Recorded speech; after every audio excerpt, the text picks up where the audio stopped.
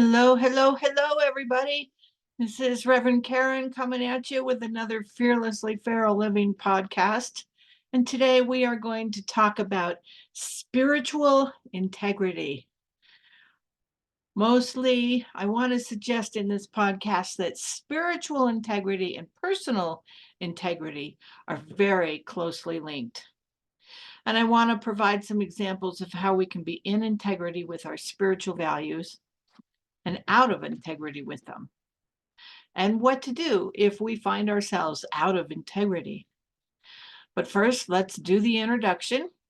Once again, this is Reverend Karen coming at you from broadcasting to you from the Woogie Ranch out here in the back 40 of northwestern Nevada, where I'm a half an hour away from the nearest gas station and the nearest grocery store.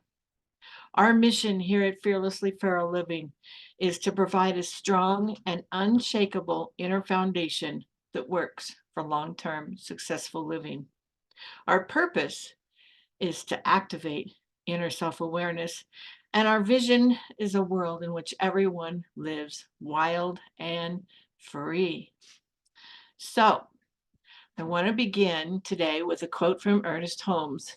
He had this to say about integrity, and I love this quote.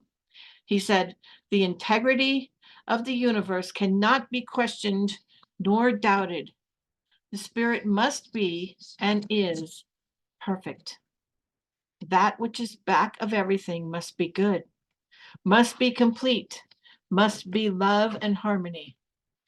When we are out of harmony with some special good, it is because we are off the track along that particular line of the activity of spirit." So what does it look like to be out of harmony with something good? What does it look like to be off the track along that particular line of the activity of spirit? Well, I can tell you it doesn't feel good. We might be feeling lonely. Excuse me, but I got a cat coming over here. This is Walter. Walter, get down. Go on. I know it's a hard life. Thank you very much. If you're at all friends with me on Facebook, you know about Walter. Walter is not out of integrity with anything. He just does his thing. Okay, here we go. Back to the podcast. I'm going to let this ride because this is all part of life. It's all good and very good. And I actually love Walter very much. So when we are out of harmony with something good, or when we're off the track along that particular line of activity of spirit, I can tell you it does not feel good. You might be feeling lonely if you're out of integrity, or you might be feeling not a part of, or you might just be feeling generally icky, like no energy, no motivation to do things. Now, admittedly, there's a lot of other reasons for feeling this way, and I am not a doctor. So if you're feeling generally icky, physically or mentally, and it goes on and nothing you seem to do can help it, go see a doctor. This is just stuff that goes along with life sometimes.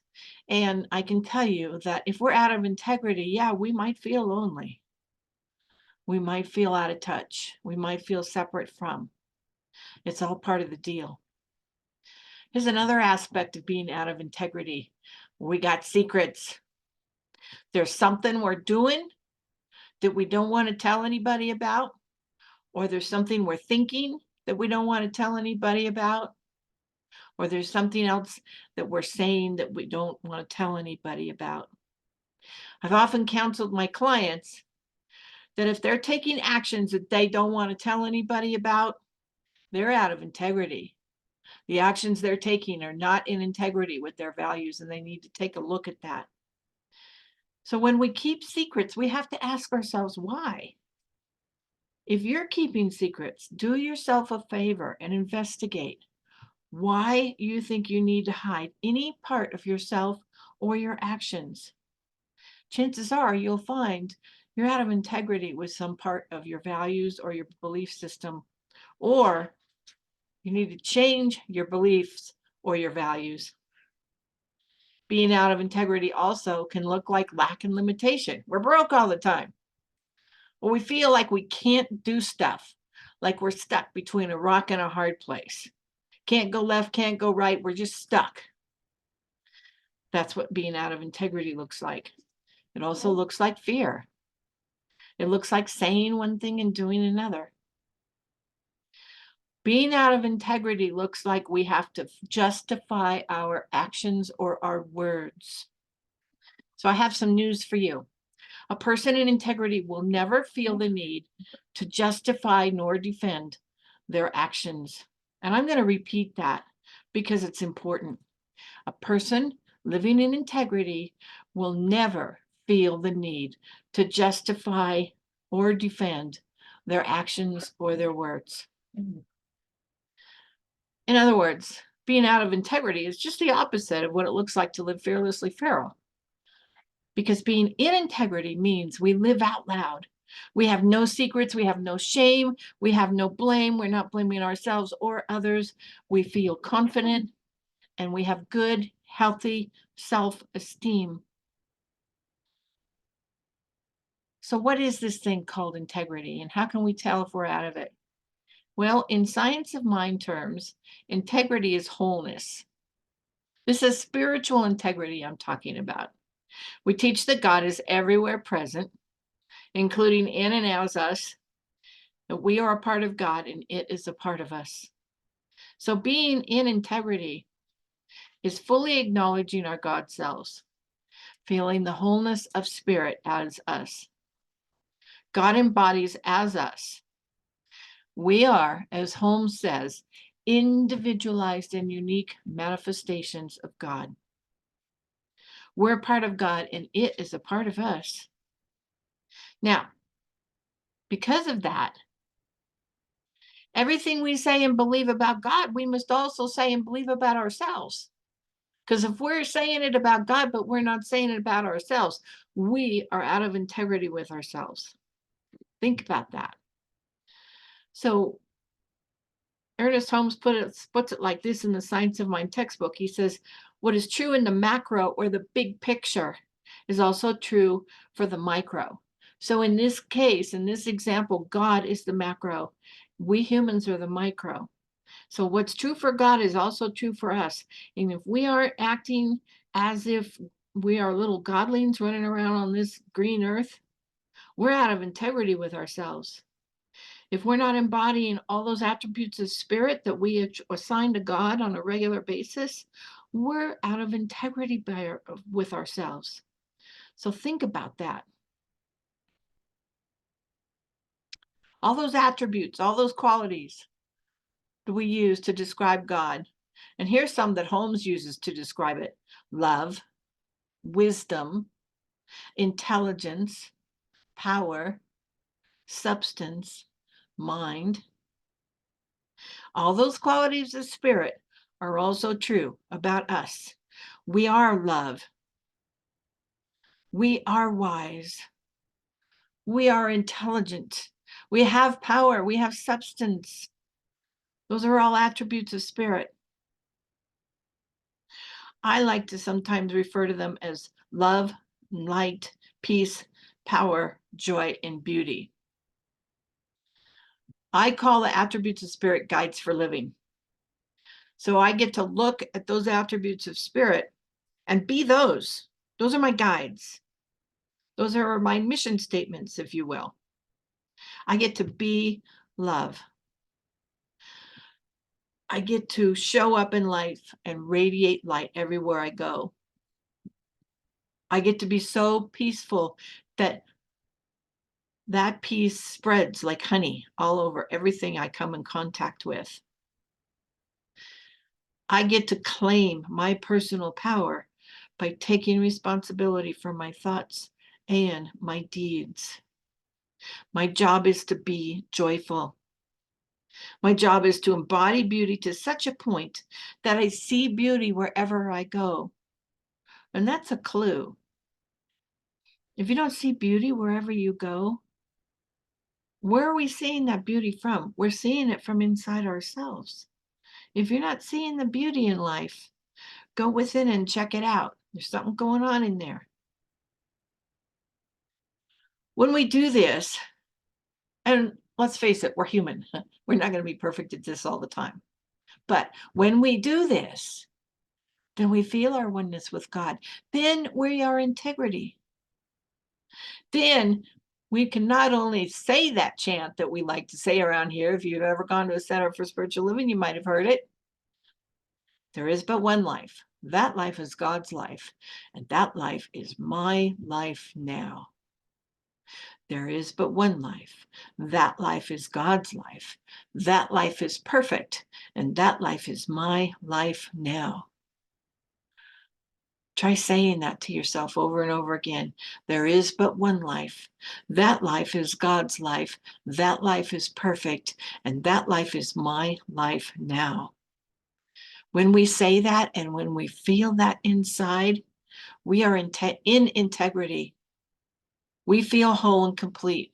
We are in spiritual integrity, which means we have no secrets and we don't ever feel the need to justify or defend our actions or our opinions. And when we're not in integrity, it doesn't feel right. And when I don't feel right, I don't know about you, but when I don't feel right, I don't behave at my best. I'm certainly not ready to receive my highest and best good. And I might begin to take actions that are in conflict with my values because I'm out of integrity. So let's look at how this works. As humans, we're always a choice. We can choose not to embody those qualities of spirit. We can choose judgment and hatred. We can choose to sow seeds of discontent, both in ourselves and others. We can refuse to claim our power by pointing fingers of blame at others. You realize that every time you blame anyone or anything else for anything at all, you are disempowering yourself. We can move through life with a frown, and we can embody ugliness instead of beauty. We can be basically unhappy people, victims of life's shenanigans and changes in events, and always finding something to complain about. And we never really feel at peace or at ease. We're never really feeling the joy. And sometimes we do this without even consciously realizing it. We might only be aware of a vague sense that, geez, I just don't feel a part of it all. A vague sense of not fitting in. Those all are symptoms of not being in integrity with ourselves. And here's some definitions. Here's a definition of integrity, because integrity means different things to different people, obviously. And again, there's spiritual integrity and personal integrity. And I believe that personal integrity stems from a spiritual integrity. Spiritual integrity is about the wholeness I spoke to earlier. Personal integrity comes from our spiritual integrity. Everything begins within. So if we're not in integrity with ourselves spiritually, we won't be in personal integrity either.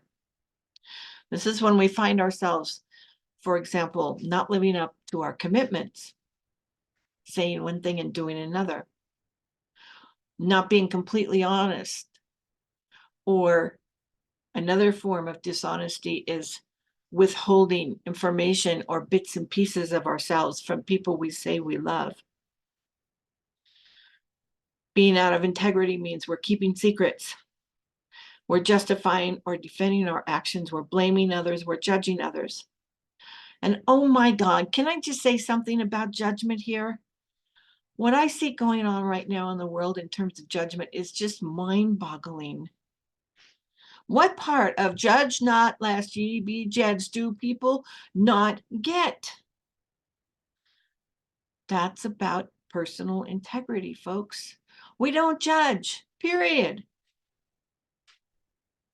Here's the deal.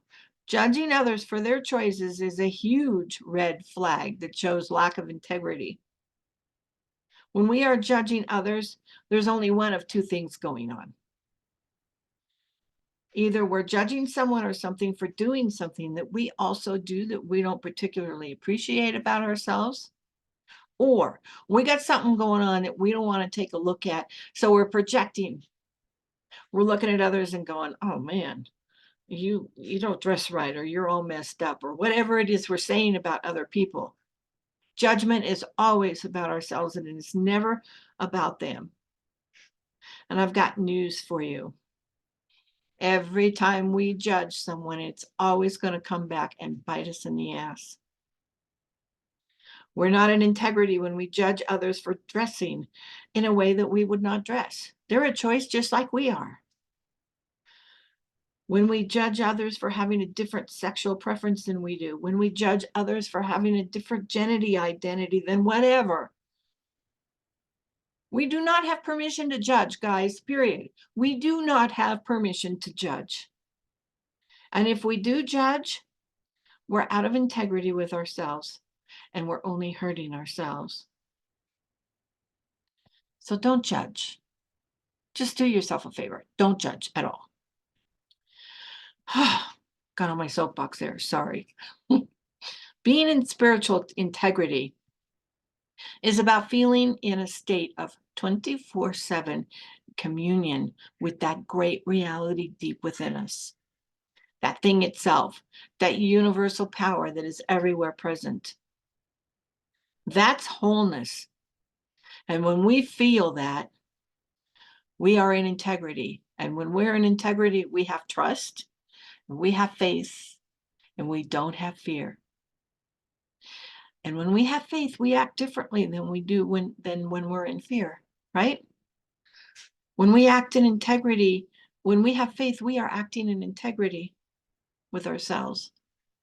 That it all goes hand in hand. When I'm feeling whole and complete, and I'm recognizing my oneness with spirit, and I'm behaving in integrity with my values, I have clarity about what is mine to do in this world. When I'm this way, when I'm in communion with a God of my understanding, I don't feel any fear. And because I don't feel any fear, I don't make bad choices. Because let's face it, when we're coming from a place of fear, we do stupid stuff. We verbally attack, we blame, we separate ourselves from others with walls, we fight, we resist. When we feel fear, we choose differently than when we are feeling faith or love. When we are feeling fear, we're not feeling faith or trust. And when we don't feel faith or trust, chances are we're going to act on that. Honestly, when we vote with our wallets instead of for goodness and wholeness, that's a lack of trust and a lack of integrity.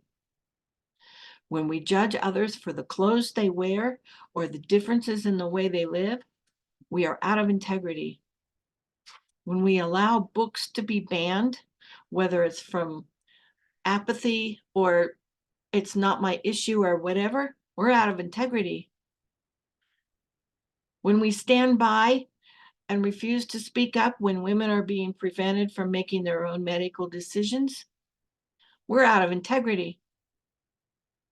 When we shame people who simply want to live whole in the world, we're out of integrity. And I got news for you guys. I'm disgusted with all of it. I'm disgusted with the subtle little things that are happening in social media that are making people think it's a good thing to go back to the era of the 50s and the 60s. Ooh, ew, ew. I'm just disgusted with all of it. I'm disgusted with judging women for the clothes that they wear. That speaks to a misogyny that is so widespread in this society. I'm disgusted with people who vote for dishonest criminals. I just am. And yeah, in my disgust, you might think that I'm being out of integrity with my values, but see, there's where personal self-awareness comes in. There's where knowing our own values comes in. I'm not out of integrity. I'm speaking my word. I know what my values are. They are love and goodness and wholeness and joy and peace and power. Voting with my wallet takes all my power away. It shows mistrust. Judging others for anything at all, it shows a lack of faith. Shaming people for making their own personal choices, whether it's for gender preferences or sexual preferences or whatever, that's all stuff that's out of integrity. That's not what I'm doing here. What I'm doing here is refusing to allow bad things to happen in this world by speaking out. I am speaking out against it, and I will continue to speak out against it. Spiritual bypass says I would just remain in the background and stay silent when all this stuff is going on, when people are banning books and taking away human rights and doing all this stuff. No, no, not standing up to that is spiritual bypass. And the last time we went into spiritual bypass, Hitler came to power. So there's the deal right there. There are so many people in this country that are out of integrity, and this is contributing to the separation that's going on. So yeah, I'm going to continue to speak out about it. I'm going to continue to shout it from the rooftops that our job is to be peaceful and loving and whole, and to embody the qualities of spirit that we talk about around here. If you're Christian, I'm going to continue to shout it from the rooftops that your job is to be as Jesus was. And you know what? Jesus spoke out against it too. So think about that. Think about that. Being in spiritual integrity means we do not bypass stuff that we don't really want to look at. It means we look at everything. We don't hide the unpleasantness. That stuff has to be brought out into the light of healing. And part of our responsibility is to speak out about it. Honestly, this is why I felt called to do this podcast on spiritual integrity. You know, I went back through my archives and I found a talk that I gave once on spiritual integrity. It looks nothing like this does. I've changed so much over the years, so much. So if you're anything like me and you're trying to live in integrity and you're seeing what's going on in the world, you hurt. I hurt. If I could wave a magic wand and all of a sudden people would be free from fear and all the actions that stem from that, I would. Instead, I created Fearlessly Feral Living. And I use things like this podcast and my blogs and my social media to speak out. I show up as all those qualities of spirit, and I demonstrate what living fearlessly feral can look like. And I hope that more and more folks will be attracted to that instead of to fear and to judgment. I speak out about what it looks like to live fearlessly feral and what it looks like when we don't. And I speak endlessly about spiritual practices because that's where it all begins and ends. And I will continue to do so. When we consciously and actively set an intention to be in 24/7 communion with spirit and to pray without ceasing, in whatever way prayer looks for us, when we consciously realize the presence of God in and as and through us, we cannot feel fear and we cannot do the unproductive things that we do behind fear. When we are in spiritual integrity, we are one with God and God is one with us. When we're in spiritual integrity, we are feeling the force. And when this happens, we intuitively know the answers to things that used to baffle us. We're not fighting anything or anyone. We're at peace with ourselves and with everyone around us. We don't question our integrity, nor do we doubt it. We bask in it. We enjoy the warmth and the beauty and the joy of living. And we enjoy expressing our truth. And we live in love. We're in love with life, And yes, all is indeed well. So if you're moving through life denying your own perfection, your own godliness, and you're living out of spiritual integrity, sit down for a bit and get quiet and commune. If you're living through life, if you're moving through life and feeling as if you don't fit in or you're feeling as if you're separate, sit down for a while and get quiet and commune. If you're moving through life and you're judging and you're hating and you're disapproving of others and you're not appreciating the diversity of life and the unique individual godliness of each and every person you meet, sit down and get quiet and commune. And know that you are an individualized and unique manifestation of spirit, that you are one with God.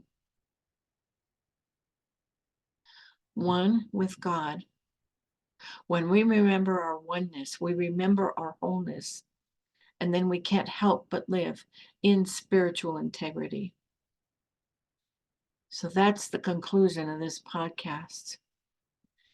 Sit down, be quiet, do some contemplation, some introspection, commune with yourself and with that great reality deep within yourself called God or spirit or whatever you want to call it. Become one with that. Experience your own wholeness as a unique and individualized manifestation of spirit. And then move forth in the world, living fearlessly feral. So I thank you very much for living, for living. I thank you also very much for listening and for your support. And I am knowing that any support you send this way to support this podcast and all the other work that we do in the world comes back to you multiplied. Fearlessly Feral Living is a focused ministry of Centers for Spiritual Living. Your support is much appreciated and fully tax deductible.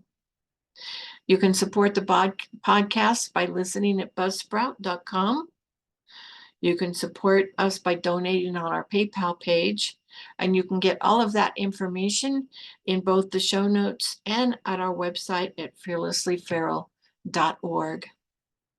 In the meantime, I am knowing fearlessly feral living for me and for you.